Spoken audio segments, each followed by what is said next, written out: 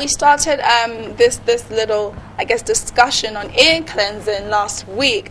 So we thought it's wise to continue since most of us didn't hear, including myself. But essentially, right now, there's a lot of environmental factors that can cause our ears to, go through all sorts of stuff. Earaches, bursting of eardrums. If you work with industrial machines where we have headphones on all the time, kids are listening to loud music. If you go clubbing, even in church, sometimes when you stand next to the PA system, boom, boom, boom, boom, boom. When you're on flights, your ears can pop. So we have returning with us, we have Christian Kwetikochu, who is a technical audiologist, and he's going to continue. And one of the things I actually learned last week was, when you put in that little chicken feather in your ear, and it feels so good. So I just had, it's not good for you. It can actually damage your eardrums. Good morning, Christian. How are you? Good morning. I'm doing great. Thank you. Welcome back. Thanks for inviting me once again to come and anytime. Educate Ghanaians. Anytime. Thank you very much. Let's talk about, I guess, environmental factors. Yeah. Some people, through no fault of their own, they work in a loud environment, whether it's in a factory, call center workers there, whatever it is. And what sorts of damages can one be getting from, the environmental loud music or loud environments? Right. Thank you very much. I think let me seize this opportunity to say good morning to your viewers. This topic is I take it very passionately because about 10 years to 13 years of working in the industry of hearing and then hearing loss, I have come to notice that a lot of our youth or young people in industry are going to lose their hearing or have problem with their ear when they are age 60 or 65. And it's a good question you've asked me because noise, as we all know, is unwanted sound. Any sound that is not wanted is noise. And it can give you a lot of problems, even to physiological problems like even hypertension and all that. But the most common problem of noise is what they call noise-induced hearing loss. Right. And you have a lot of people in industry who have that problem. But you don't really have to even go into certain industries. For instance, Mokola. That's a place where the ambient sounds alone will be a decibel level, which is damaging to your ears, right? Yeah. Actually, if you want to really measure the noise levels in the market area, it's a little bit over the normal. Say, normally, like a conversation is about 65 dB. Yep. In the market area, in the lorry stations, you have about 70 dB, 80 dB. That decibels? Which is not injurious per se. Right. Okay? But it can give other problems. One, sleeplessness.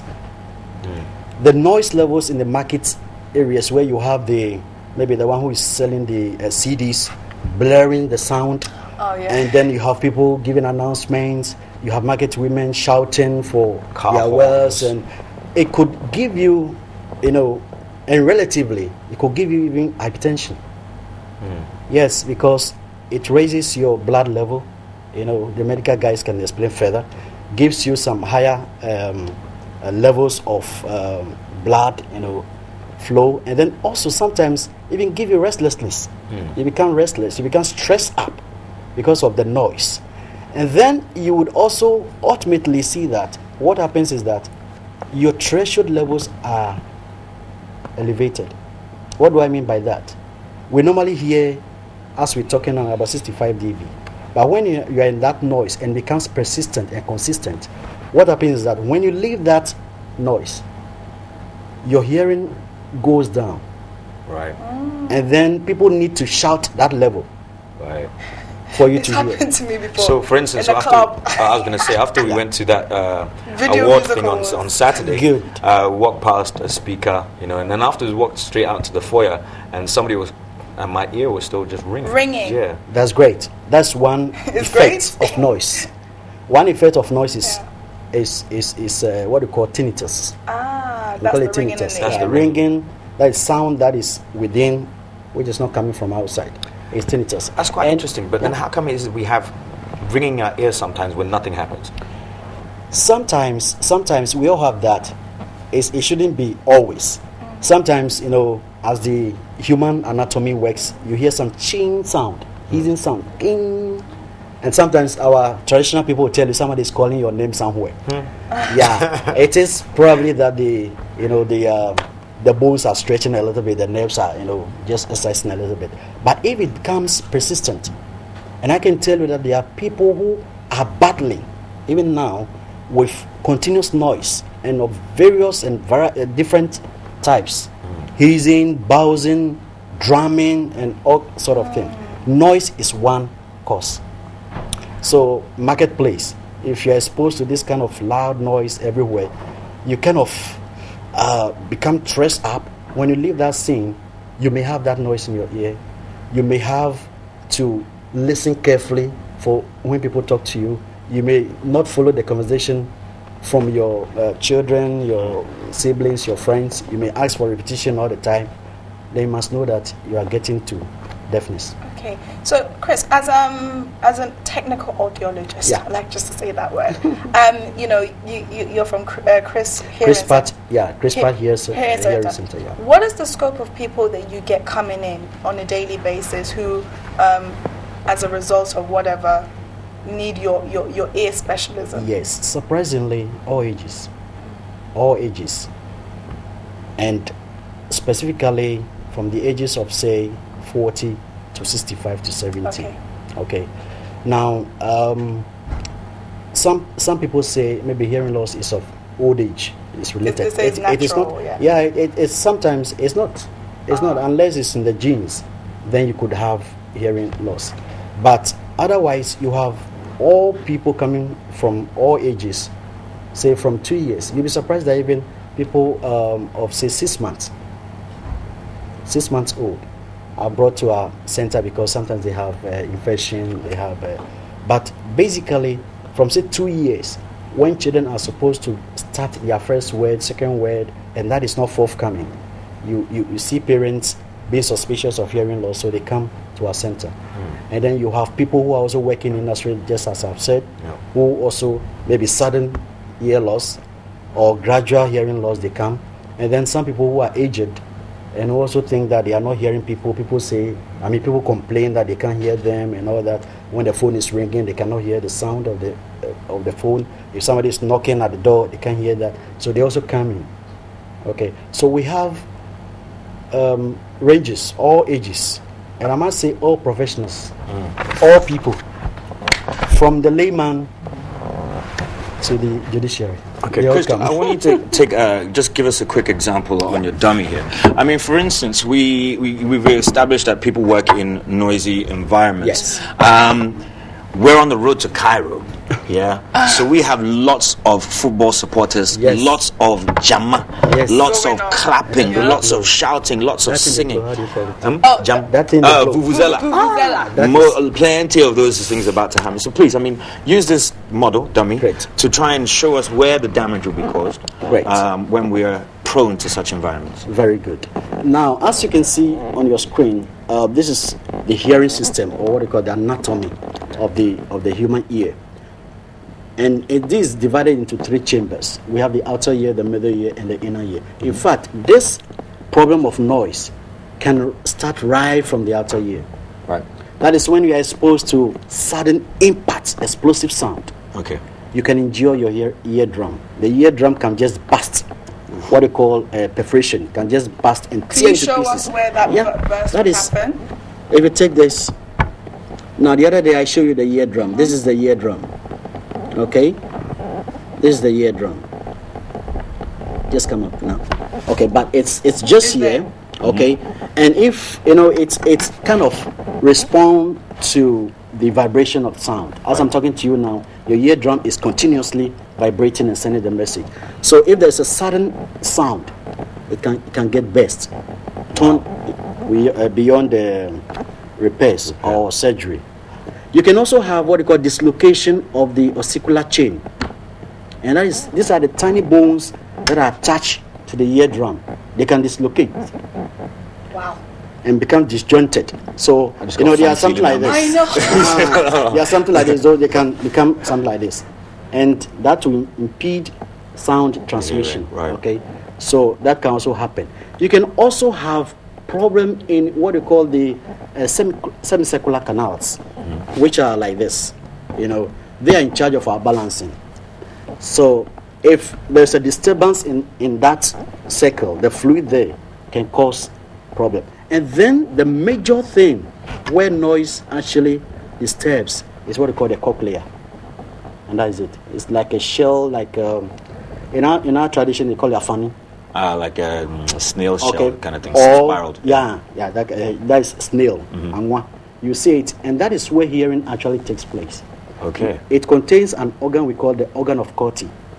Okay. And that analyzes the sound frequency by frequency, transmit them via this vein, what you call the auditory nerve, into the brain for interpretation. Right. So if you are exposing your ear continuously to unacceptable levels of noise exposure, you can have damage in the cochlea.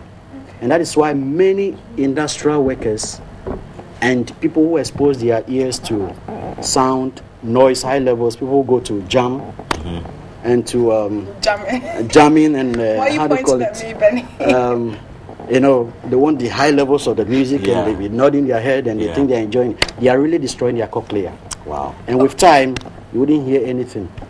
You would have to wear as an audiologist, when people do come and see you, they've had whether damage to their nice ear and their snails and all these wonderful things you've just showed us. What do you do to help them repair it? Can it even be repaired once your ear is damaged? That's a very good question. Now, when you come in and we examine you, first we look into your ear and we could see that the eardrum is perforated. That is damage.